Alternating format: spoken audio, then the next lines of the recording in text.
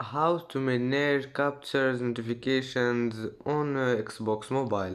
Hello guys, in today's video I'm gonna show you how to manage captures notifications on Xbox Mobile. First you go to Xbox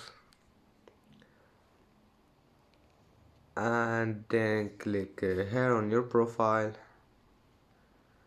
and now click this one, this icon,